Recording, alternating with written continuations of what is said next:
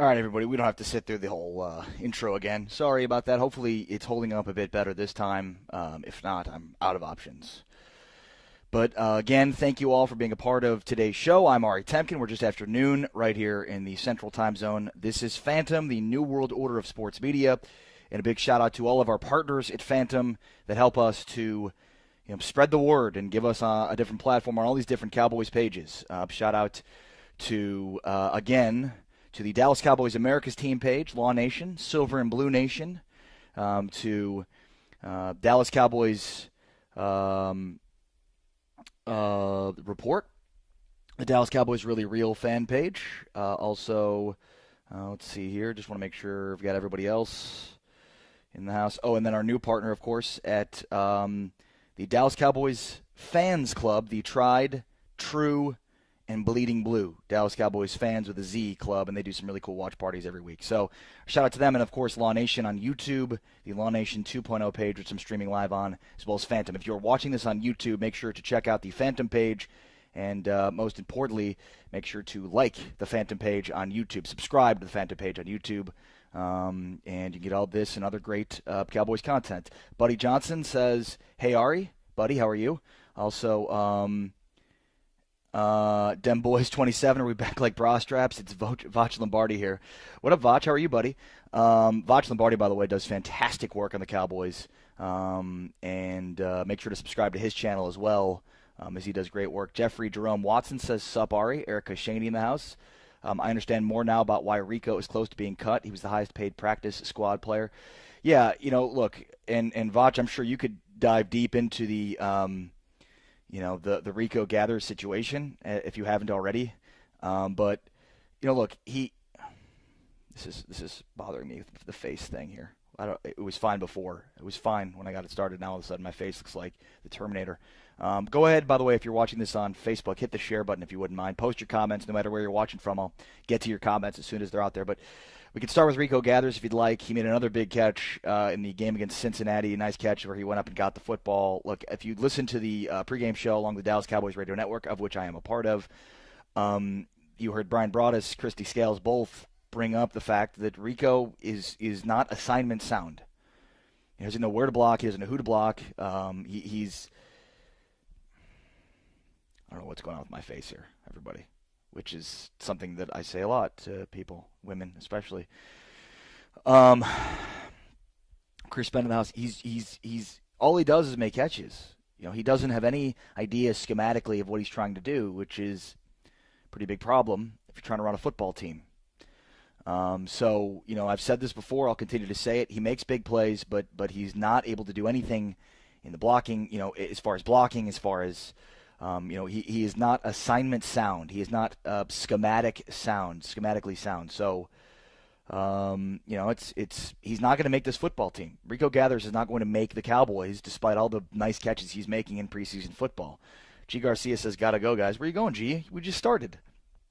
By the way, I'm Ari Temkin. You can hear me on 105 through the Fan, part of the Dallas Cowboys pre- and post-game show. And a reminder, next week, Sunday Night Football, Cowboys and Cardinals. It's going to bother me for an hour, isn't it, as I do this entire stream. Cowboys-Cardinals, we're going to be broadcasting live for the pregame show out on the Miller Lite West Plaza. It's going to be a lot of fun. Come say hi. But more importantly, if you'd like to go to SeatGeek.com and use promo code PHANTOM. Here's the deal. Preseason game number 3 is always the dress rehearsal. So if you want to see, pretty much what you're going to see in the regular season, you're going to see the starters play well into the second half. Presumably, which is, we'll get to this in a moment here, but if you want to be there for a big game, Sunday Night Football, it's the biggest preseason game of all of them. So you can get the discounted tickets because it's preseason, so those tickets are always discounted. And you want to get $20 off your order, go to SeatGeek.com, use promo code PHANTOM, FANTOM, and they're going to get $20 off your first order. I know that they have 300 level seats, row 3 or row 4 you can get for like $50 to $60 a piece. So you buy a pair of those, $120, you're going to get $20 off, you pay $100 to get in the building, and the entire first half will be all first stringers, so you can get to see all the guys that you want to see in their final tune-up before the regular season, because we're not going to see anybody playing preseason week number 4. So come hang out with myself and Jesse Holly. We're going to be broadcasting the pregame show live from the West Plaza, the Miller Lite West Plaza. Sunday Night Football at the AT&T Stadium. And again, go to SeatGeek.com or download the SeatGeek app and use promo code PHANTOM, F-A-N-T-O-M, to get $20 off your first order. All right, keep the comments coming. I'm going to be checking in on all the pages we're broadcasting from. And thank you to everybody for joining us today at noon Central, every day at noon Central, right here on Phantom, the New World Order of Sports Media. Let's see here. Curtis Stark's in the house. David Sanchez says, is Jerry going to get Earl? Please say yes. Well, really, David, it's probably about Stephen Jones and not Jerry, but the point remains. Is there a greater emphasis for the Cowboys to now go after Earl Thomas now that Xavier Woods is out with an injury?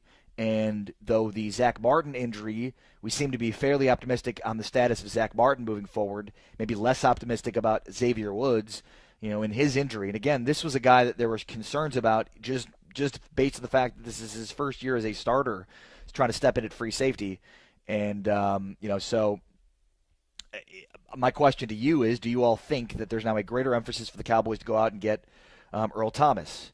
Or could they go out and get George Iloka, who was starting free safety for the Bengals for the last 5 years before he was released after the game on Saturday? So, would you rather them trade a second-round pick, which that could be the deal that gets it done today for Earl Thomas, or would you rather go out and sign George Iloka in free agency to shore up the hole they have at free safety? Andrew Blanding on the Dallas Cowboys America's team page asks why they're holding on to Chaz Green. Because they have 90 roster spots for training camp. He can play both the tackle and guard position, so he's multifaceted. But Andrew, the long-term answer to your question is he's not going to make this team. So, Chaz Green is not going to make this football team. So, he's with them now through training camp, but once they cut down to 53 after the final preseason game, he's not going to be with the team anymore. Eric Kushaney says, Reed, Iloka, Thomas, pick anyone at this point. Well, Eric Reed's not coming to Dallas. I've talked about this before. I'll continue to, whatever your stance on the anthem protest, Eric Reed has been pretty outspoken. He even if he said, well, I won't be kneeling this year, I don't see a fit there with the Dallas Cowboys, and I think that's the reason he remains unsigned. He's really talented. There's no reason for him not to be signed at this point other than that. So I would say at this point it's basically between Eric Reed. At this point, he's not going to be here. It's between George Iloka and Earl Thomas. I'm back to looking like the Terminator. I'm going to have to turn off the light here. Sometimes it's too much light. Sometimes it's not enough light. I've got the shadows from this office that I'm in that's seeping in. It's making me look all, weird. But my apologies on that. I'm not the most technically sound individual, so just keep the comments firing. Joe Tranchino in the house, what's going on? Sabrina Cockrell gives me the thumbs up. Sabrina, how are you? Curtis Stark says, I was uncertain at first, but from what I've seen, we need Earl Thomas to solidify our secondary. Nicholas Price says, how about implementing a fullback that has reliable speed and hands that can obviously block for Zeke as well? I think the Cowboys like what they have out of Jameis Olawale. So I don't know that there's any concerns at this point over their fullback position. Curtis Stark says Awuzie going to be a playmaker. That's right, Curtis. And if you've been watching this stream since I was in Oxnard, I said he was the best player I saw at training camp. Chidobe Awuzie was the best player that I saw at Cowboys training camp. He just, every single time they went 7-on-7s that first week that I was there, he was making plays on the ball. He was draping receivers. And we didn't really see that in preseason week 1, but we saw that in week 2. We saw that against Cincinnati at home. And I think we saw the corners play considerably better than they played in week 1. Especially because that was a point of emphasis from my vantage point because, they played poorly relative to how well they had been showing out at camp. I'm just going to do this until it goes away. I think it's the sun is the problem, so I might have to adjust the lights in here. My apologies, everybody. Thank you all for being a part of today's broadcast. Every day I stream live. I take your questions on the Cowboys. We interact. It's questions. It's interactivity. It's all that stuff. So every day here at 12 noon on Phantom, wherever you're watching, but make sure to subscribe on YouTube. If you're watching this on the Law Nation 2.0 YouTube page, let me go check out that page. Make sure everybody who's asked questions can have their questions addressed. I'll try to get to as many as I can as I bounce around all these different platforms and pages. I do have points that I want to make about the game, which I'll get into. But again, a reminder to make sure to like or subscribe on YouTube to the Phantom page, Phantom. That's where you can like the page. And let's see here. What else we got? Cowboys X Factor in the house. Ari, that Cheeto INT was legendary. Praying Woods will be okay. Yeah, again, if you've been streaming me since training camp, I said he was the best player that I saw at camp. Better than Zach Martin, better than Travis Frederick, better than Zeke Elliott. He was the best player that I saw at camp in the week that I was there. And again, we didn't really see that week one of the preseason in San Francisco, but we saw that, last night or Saturday night. Not just the fact that he had that great interception, but I mean, you noticed they didn't target him or who he was on basically the entire game. I mean, he played well in run fits against the run. He was just exceedingly well, and he was everything that, that we thought. So yeah, that INT was ridiculous. I thought Jeff Driscoll, the backup Cincinnati Bengals quarterback that was in at that point, was throwing the ball away, and Cheeto just got a paw on it, tipped it up to himself, and then was able to catch it. Kay says, I like Iloka more than Reed anyway. Yeah, I'm with you on that. Although I like Earl Thomas better than Iloka, so go get Earl Thomas. That's kind of my opinion on it. Buddy Johnson says, Ari's a time to panic at the safety position with Woods and Jameel Showers torn ACL. I mean, look, it was, and Eric Kashani saying this on the Phantom page, but, the safety's been an issue this entire time. So, look, they had concerns at safety. To me, it was always the weakest link. Maybe that or tight end were the two weakest links on this team. Now maybe there's a greater emphasis on going out to address that need because now you've got the Woods injury, Jameel Showers is injured, Kayvon Frazier's been banged up. I thought Tyree Robinson, their undrafted free agent, played well at the safety position, went in. But, yeah, I'm very concerned, as I've been throughout the course of training camp, with what they have at the safety position. And, Leo Elena's on the Dallas Cowboys America's team page says, a position we never addressed. And that's why, so, like, the conspiracy theorists in all of us notice that literally every single number that you can possibly have from 1 to 99 on the Cowboys is taken, except for the legendary numbers, the numbers they're not going to give away. 9 for Romo, 12 for Staubach, Aikman's number. Nobody has 8, nobody has 22, nobody has 82. Witten. So, like, when you go 1 through 99 on the Cowboys roster, every number is taken 1 through 99 except for all the legendary numbers and 29. Which is that's like the conspiracy theorists in like, ooh, maybe they're holding it for Earl Thomas. It's just bizarre that every number 1 through 99 is taken, except for the legendary Cowboy players, and Earl Thomas is number 29. But Wayne Markley says, hey there. Hey, Wayne, how are you? But yeah, I mean, look, at this point, it bears to reason that if the Cowboys have been reluctant to give up a second-round pick for Earl Thomas. That's the reason Earl Thomas remains sort of in limbo at this point, in Austin, training, getting ready for the season, not with the Seahawks.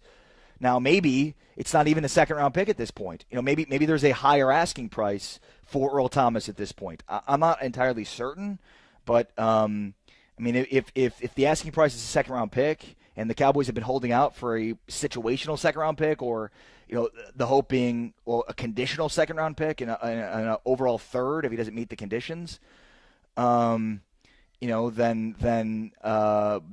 see about it. But I think at this point, this defense looks like it's balling out. I mean, you've got studs along the defensive line. Randy Gregory playing and playing well on Saturday night. Plus, Taco Charlton's playing better. Tyrone Crawford. I mean, the thing is, when you've got a 14.5 sack guy on the left side and DeMarcus Lawrence, it's going to open up a ton on the right side. So, and then Jalen Smith, the way that he's playing, I mean, I'm going to get to Jalen Smith separately here in a little bit, but I mean, their front seven is dynamic. It looks unbelievable. So to really solidify that defense, Earl Thomas is the missing piece, in my opinion. My wife is in the comments saying that Asher is singing a song he made up about football. Can you hear it? Because I can certainly hear it in the room that I'm in, but I wonder if other people can also hear it through the microphone that I have. It's really adorable, and maybe perhaps later he can come sing it in this office studio that I'm in. Jeremy Mandel says Cowboys legend DeMarco Murray was 29. You can do better than that. Who else wore 29 for the Cowboys? That's a bigger that's a bigger stud. Everybody hit the share button if you wouldn't mind. Post your comments. Thank you to all of our partners here at Phantom. We're at 99. This is sweet. Let's get us over 100. That'd be awesome. Robert Morales, go get Earl. Nick Gigas says, I like Mike White even though he doesn't get enough playing time. I like his arm. What's your thoughts? I think the Cowboys have a couple of big issues. One is at safety, one's at backup quarterback. I wrote about this for 105 through the fan. Um, the Cowboys have a major issue at backup quarterback. I didn't like anything I saw from Cooper Rush at training camp. I haven't liked anything I've saw from him in the first 2 preseason games. Mike White looks, and I think it was Law Nation who pointed this out. Or maybe it was Okoye Media, one of our partners at Phantom, who basically said he looks like a punter out there. Like Mike White looks tiny. So, like, that's part of the problem is you can't throw the baby out with the bathwater because Mike White is a baby. I mean, he's a undrafted free agent. He's young. You want to give him the opportunity to grow into his body because he's 6'5". You know, he's certainly got the size you want out of a quarterback. He's got a prototypical size and arm strength. The question is, can you sneak him out of the practice squad? Because I am utterly against keeping 3 quarterbacks from the Dallas Cowboys. John Missack says, are you concerned with Xavier Woods being injured against the Bengals? Of course. Yeah, because the prognosis on Woods wasn't as optimistic as it was on Zach Martin. So it looks like Woods could miss at least the first game. So, yeah, I mean, that's your entire offseason was geared towards having Xavier Woods be your opening day starter at free safety, and now that's not going to be the case. So who's going to be your opening day starter at free safety? My goodness, I hope it's not Tyree Robinson. And I liked what I saw from Robinson in the game on Saturday, but that's just problematic to go into week 1 with an undrafted free agent starting at free safety for this team. Let's see here. Chris Bennett wants to know if someone's painted a mural of Earl Thomas somewhere in Dallas. Somebody get on that. It's a great point. My wife says Jeremy Mandel, it's a mixture of the Jayhawks fight song and a Shabbat song. It's tremendous. Sounds good. Thanks. Wade Zetterberg says, who does that anyways, throwing a baby out with the bathwater? It makes perfect sense, Wade. All right. Also, are you concerned with the Cowboys blowing leads in the preseason? No, I'm not, John. Not in the least bit. Because you're talking about 3rd and 4th stringers for the most part. So, and I can't remember who wrote it, but somebody mentioned, might have been Bob Sturm, but basically somebody was like, by the way, a couple of years ago when the Cowboys went 13-3, they blew a ton of leads in the preseason too. So, I mean, they're not blowing those leads if their starters are in. They're not blowing those leads if Zeke Elliott's in the football game. I mean, they've got. You know, you've got a guy like Zeke Elliott. By the way, we haven't seen get any preseason snaps. You know, you can salt away leads. So no, I'm not at all. You know, I'm not at all upset about that at all. Ray Pierce wants to know why there's such a drop off from first team to second team. I don't know that you can say that generally speaking. I mean, I certainly see that. I know, you know, when I wrote the article about the issues the Cowboys have at backup quarterback and how concerning that can be, people were like, well, their backup offensive line's terrible, their 3rd string offensive line's terrible, so they've got no time to throw the ball. And it's like, well, they're also going up against 2nd and 3rds. So it's not. I mean, it's not like there's first string. You know, Geno Atkins isn't rushing the passer against the 2nd and 3rd string offensive line for the Bengals versus Cowboys. So, you know, I wouldn't say there's just generally a significant drop-off between 1 and 2s on every position across the field. I think they've got some depth in some positions. I certainly think they have some depth along their defensive line, some depth along their linebacking core. Also keep in mind, I mean, going into the game, Tavon Austin didn't play, Leighton Vander Esch didn't play, Cole Beasley didn't play, Joe Looney is starting. So you already have Joe Looney, who's a backup, now starting at center. So that's your second being your 1. So it's not just as simple as why is there such a drop-off between 1 and 2. Let's see here. AC Calderon says Dalton Sturm. I don't think he's the answer at the backup quarterback position. Sean Moore says backup QB is a wreck, and yet some people want to replace Dak with Rush. Yes, Sean, I agree. It was as outlandish when people said it as it is or appears to be today. Let's see here. What did Kenneth Gant said that everybody's laughing about? What did Kenneth Gant say? People said, LOL, Kenneth Gant. I'm not saying anything from Kenneth Gant. Can somebody get me up to date on the Dallas Cowboys America's team page and what Kenneth Gant said? I'd like to laugh as well. Deborah Guffey gives me the, what do they call that? The heart emoji? There's got to be a name for that. But heart emoji to you, Deborah. Neil Fawver says, I'm on the Earl Thomas train now more than ever because of the injury to Woods. We have a pass rush. We have ball hawking corner. I'm trying to read the rest. There we go. We have a pass rush finally. Now we need those ball hawking center fielders. Yeah. You know, for me, if you're the Cowboys and you did not want to give up a 2nd-round pick for Earl Thomas, then why were you willing to give up a 2nd-round pick for Earl Thomas in the draft? That's what I don't get. Like, if you're at this point and you're basically just holding out firm with a hardline stance on not giving up Earl Thomas for a second round pick, then why were you willing to give up a second round pick for Earl Thomas during the draft? What's the difference? I mean, if you can give up next year's second for Earl Thomas right now and get him, that was what you were going to do a few months ago in the draft. Why not? So why not just do it again right now? Somebody tell me what Kenneth Gant said, because I can't find it. Let's see here. The legendary 29 jersey, LOL. Oh, what was his legendary 29 jersey? Was it DeMarco Murray? That was from my buddy Jeremy Mandel. What did Kenneth Gant have on the legendary number 29? Robert Preston Fowler says defense wins Super Bowls. Earl Thomas secures the safety and secondary in every way. Woozy paired with Thomas secondary, solid defense becoming potentially damaging every NFL East team. That's the saying, is defense wins championships, though it's not necessarily been, bearing itself out. I mean, go look at Super Bowl champions in recent history. They're either top 5 in offense or top 5 in defense. The majority of them, though, are top 5 in offense. So, offense wins championships. You just have to be adequate in defense. And I think in two areas where you have to be good or maybe, above adequate in defense would be pass rush and getting off the field on third down. Turnovers too, but turnovers are not necessarily something you could work on. Turnovers are, for the most part, a product of luck. Ultimately, I think offense wins championships, and I've been concerned with what I've seen from their offense. All right, I'm just going to scroll through all the pages, make sure I'm not missing any comments. I'm Ari Temkin from 105.3 The Fan. Hit the share button if you wouldn't mind. And also make sure, if you haven't yet, to check out SeatGeek, one of our partners at Phantom. If you like what we're doing at Phantom, help us grow Phantom by, 1, sharing our streams, and 2, helping out by going and checking out our sponsors. If you just go to SeatGeek right now and use promo code Phantom, that helps. Spend a couple of dollars, that helps too. If you use promo code Phantom at SeatGeek, by the way, you're going to get $20 off your first order. So if you're looking to go to the Cowboys-Cardinals Sunday Night Football game, awesome.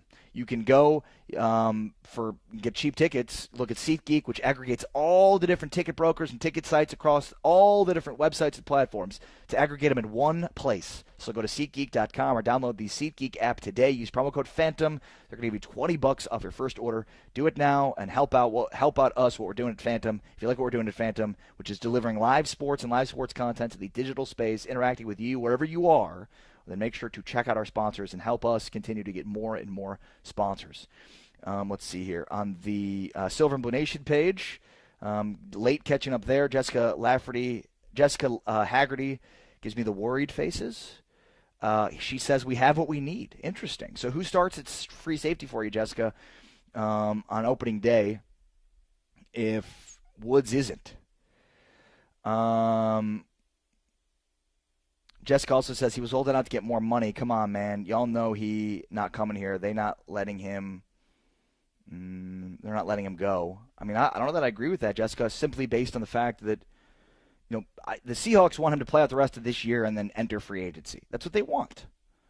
He wants more long-term security. That's what he wants. He probably doesn't want to be in Seattle anymore, but he's willing to be there if they're going to give him the long-term security. So, look, Seattle wants him this year, or they want what they perceive to be fair market value, which I think they're looking at it and saying a second-round pick.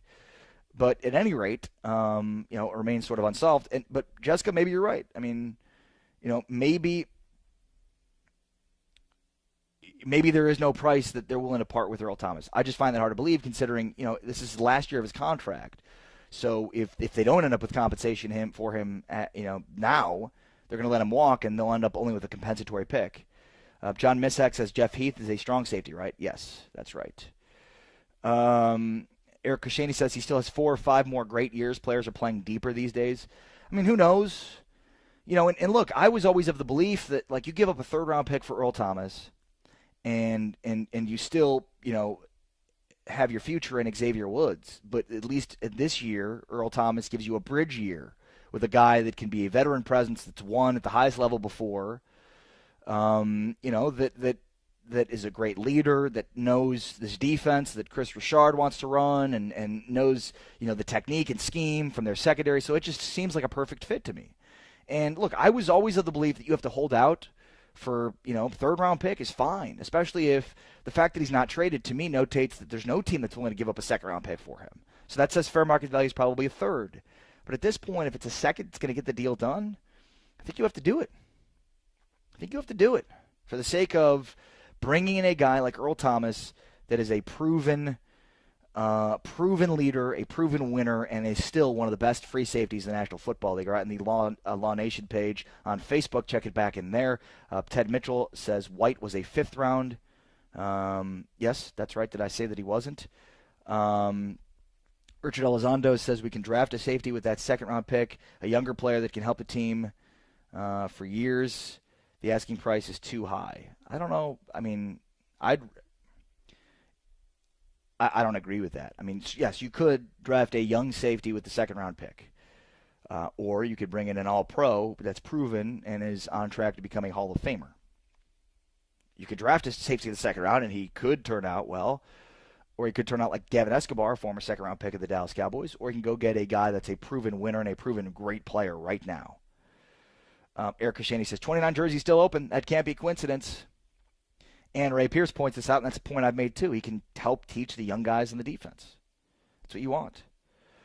David Garcia says, what's your take on our backup quarterback rush? Looks like he's regressed big time.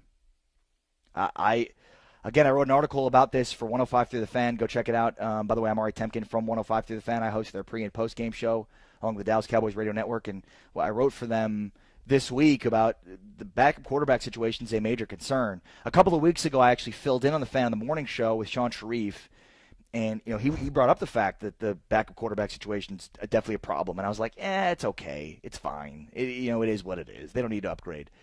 But after 2 weeks of the preseason, it looks like they need an upgrade. Cooper Rush is not inspiring much confidence. He was on fire last year during the preseason, and he has looked pedestrian. If this were last year with Kellen Moore as the backup and Cooper Rush fighting for his life as an undrafted free agent, Cooper Rush is going to make this team. So why would you give him the benefit of the doubt now? I think you might call up the Jets and see what the asking price is on Teddy Bridgewater to be a backup because they've got Sam Darnold's going to be the starter with New York. Josh McCown's their backup. So they're not going to keep Teddy Bridgewater. So you might ask, hey, what's sort of this advanced price on Bridgewater so that I know, before he hits the open market. Now, I'm not giving away anything higher than a fifth for Teddy Bridgewater at this point, but maybe you can get something for, maybe you can end up getting him. He's the only guy that you look and survey guys that could be available that's like, yeah, go get this guy because I'd rather have him than Cooper Rush or Mike White. Tyrone Gaylor says, what about Teddy Bridgewater as a backup? I didn't know if that preceded my Teddy Bridgewater comments or not, but I believe, Tyrone, you just heard what I said about Teddy Bridgewater, who he's not going to make the Jets unless they decide to keep three quarterbacks, but they've got Darnold and McCown as the backup, so they've got the rookie with the with the veteran as the backup. So it would make no sense for them to to keep Bridgewater. So you if you're the Cowboys, you got to call up and see what the asking price would be. Ted Mitchell says if ET is the only part we're missing, I'd say yes, but we're 3 or 4 parts away. You really believe that? What do you think those parts are, Ted?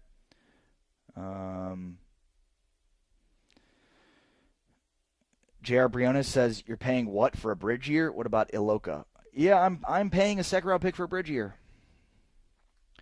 because he's that good. Like I think people are forgetting how good Earl Thomas has been. He's an All-Pro, and so I mean.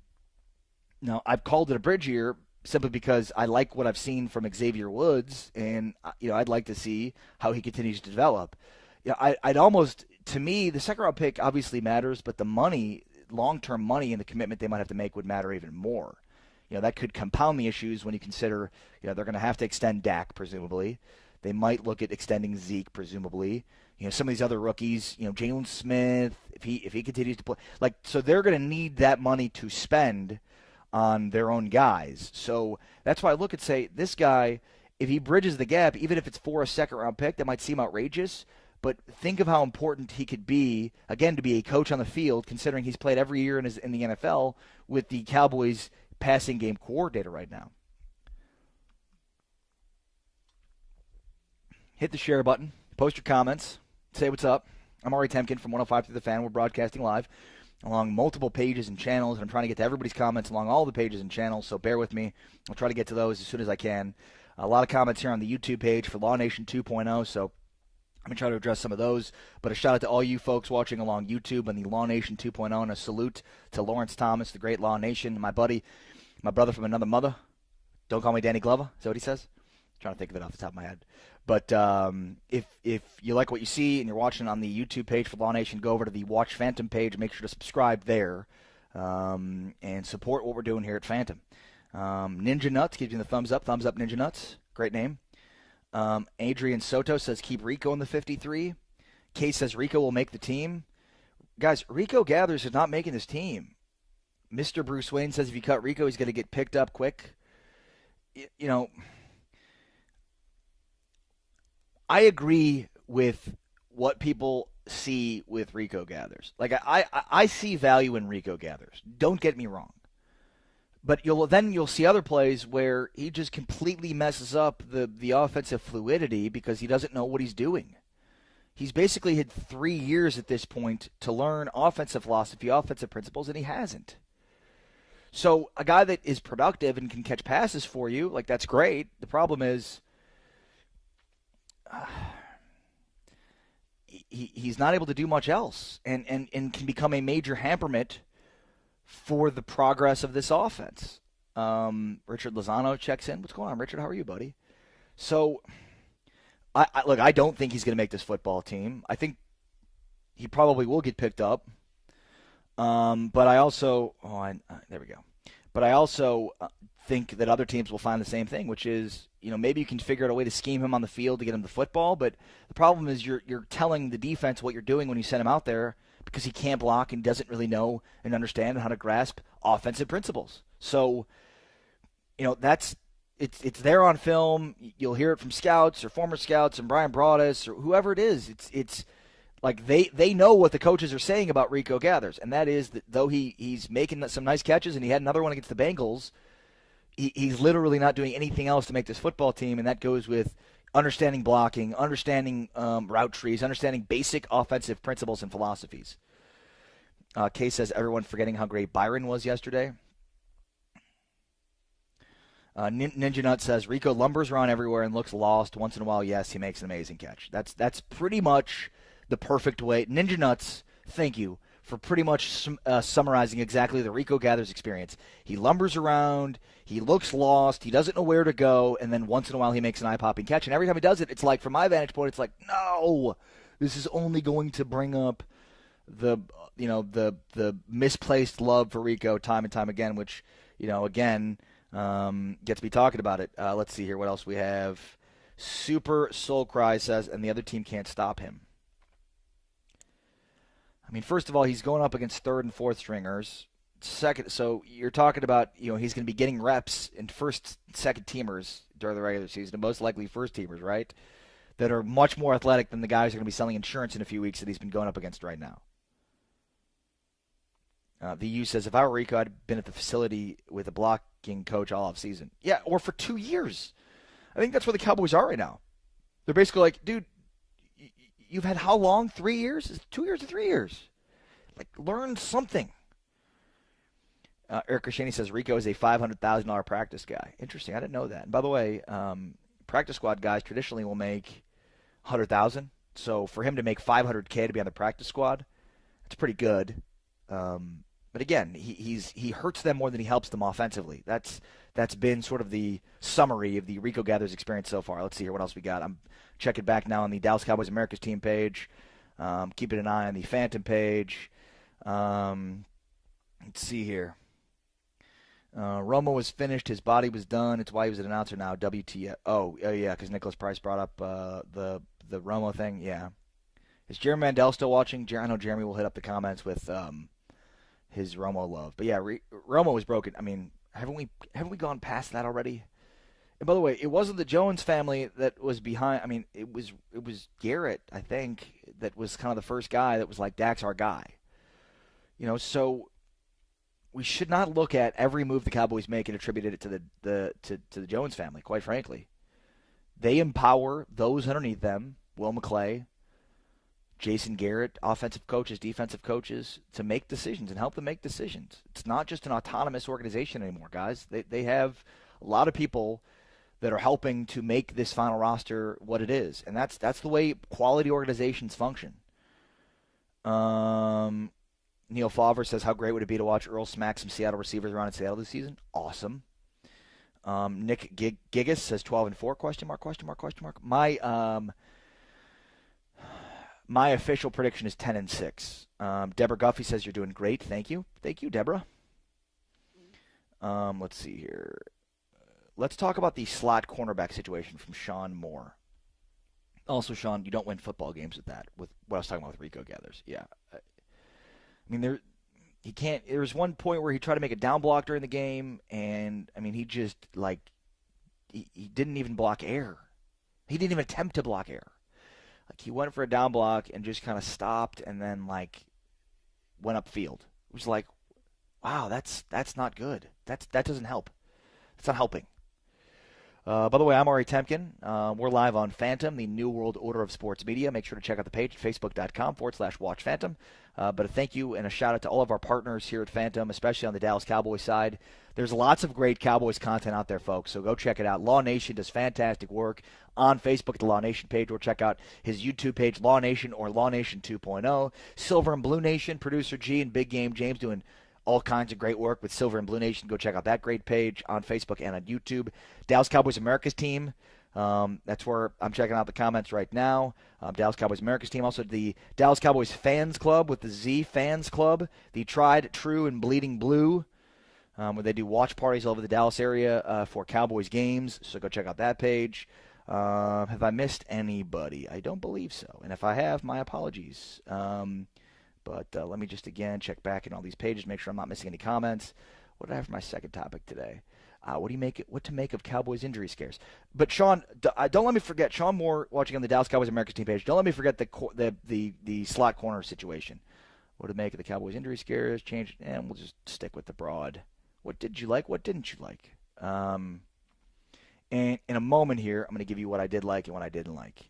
Let's see here. From preseason week number 1. But first I want to check back in the Silver and Blue Nation page. Gregory Leland says we need to keep Rico Gathers. Look, here's what I'll say about Rico Gathers and the tight end position as a whole, because I already said what I need to say about Rico Gathers. But the Cowboys are in need of a playmaking tight end in the red zone. That's a truth. And I've talked about this a lot. When you look at advanced analytics, the best red zone offenses have tight end threats in the red zone.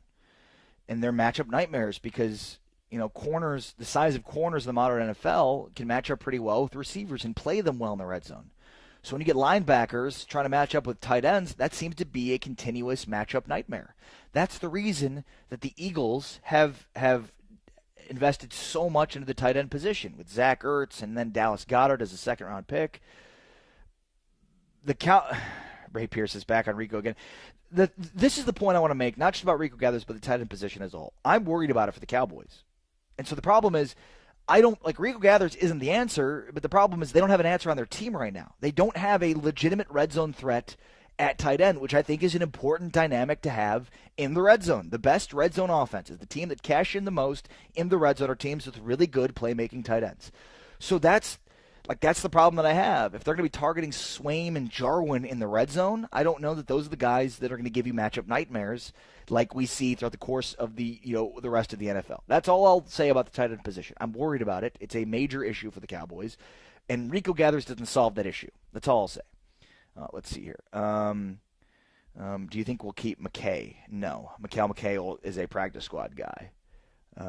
Because they already have issues at who they're going to keep at running back anyways. I mean, they've got too many numbers there anyways, so how can they keep Mikal McKay? I mean, they're basically going to be able to keep one of the guys in the Deontay Thompson, Lance Lenoir, Noah Brown ilk. Only one of those guys makes the team if they're keeping 6 receivers.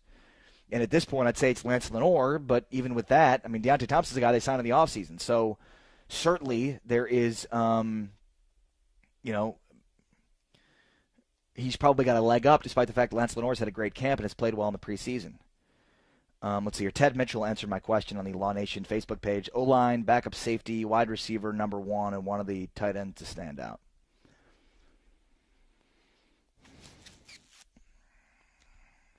O-line, you're fine along the O-line as long as you have Tyrod Smith, Zach Martin, and Travis Frederick. Safety, yes. Agreed with you there. Number one wide receiver, probably. And a tight end, I agree with you there. All right, here are the things that stood out to me from Cowboys-Bengals preseason week number 2 from where I was sitting in the press box. DJ Vega says Crawford's a big contributor, get overplayed. I don't agree with that. I think Crawford's kind of underrated. Tyrone Crawford's kind of underrated. Cowboys fans don't like Tyrone Crawford. I don't know why. He's okay. I mean, he's not great, but he's good. He's average. He's probably above average. But here's the deal with their defensive line. You've got DeMarcus Lawrence on one side, and he and his 14.5 sacks last year will command all kinds of attention on the left side, perhaps a double team, right? Which is going to open up one-on-one on the right side, the weak side, for Rico Gathers, he's on the name, for Randy Gregory, and they got RG, they're both RG, so it really messed me up. For Randy Gregory, for Tyrone Crawford, for Taco Charlton, for David Irving if he ever comes back. So Dorrance Armstrong, so they're going to have a really good defensive end rotation, which I'm really excited about. And a lot of that's due to DeMarcus Lawrence. Let's see here. Ray Pierce says, does Bo make it? Yeah. Bo Scarborough suffered an injury during the Bengals game, but he was back on the sideline working out. I think he's fine. It was a hip injury. However, I'll say this about Scarborough. Bo Scarborough's basically had injuries over the course of his entire career. In high school and in college, Bo Scarborough's had some pretty bad injuries. So that's something certainly to look for. But no, he's contributed on special teams. He's looked really good running the football. He's catching the ball in the backfield. Yes on Bo Scarborough making this team. Adrian Soto says, F no, Crawford overpaid. Yeah, I agree with the U. He's a good run stopper. He's a better run stopper than he is a pass rusher. He has a good motor, and he's a great leader. Agree with all that. He's fine. At what they're paying him, I wouldn't say he's overpaid. He's probably fair market value for the type of production he brings. At least that's my vantage point of it. Other things that I liked from the game. Jalen Smith. Guys, Jalen Smith is unbelievable. So there was a pass play that was completed down the field, and I don't know if you saw this. So was it John Ross? Is that his name? John Ross, right? Former 9th overall pick out of Washington.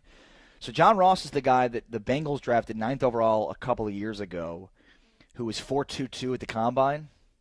He broke Chris Johnson's 4.24 Combine 40 at 4.22. Well, he caught a 30-yard pass from Jeff Driscoll late in the second quarter. It was a pretty good catch. Jalen Smith was with him the entire way. Think about that for a moment. Jalen Smith, who really struggled and was exposed multiple times last season, time and time again. I mean, the reason the Cowboys defense couldn't get off the field in third down was because of Jalen Smith. So that guy was with a 4.22 guy step for step down the field. Now, again, Ross caught the ball, but it was insane. It was insane that he was with him step for step. That, to me, tells you a lot about how we're seeing Jalen Smith move. It's really impeccable how well he's moving.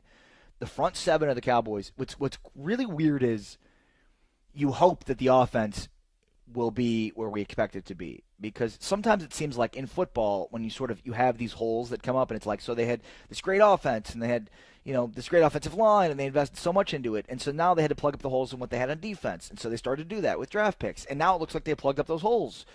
But what happens in football a lot, because careers are so short, is sometimes when you plug up the other holes, now the holes on offense start to flow again. So I'm hoping that's not what's about to happen here, because I think there's concerns about the O-line. Especially if Frederick or Zach Martin miss significant time.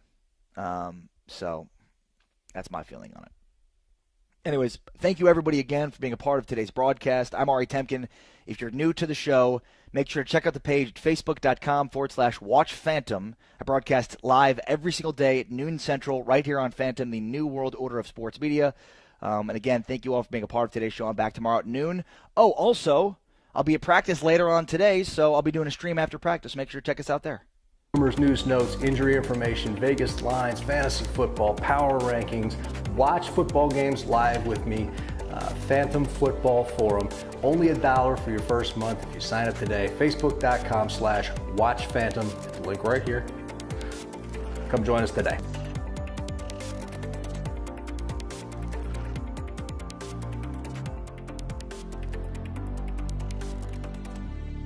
I don't think it's going to be players. And my contention has never been that the players, other than quarterback, that the Broncos have are bad.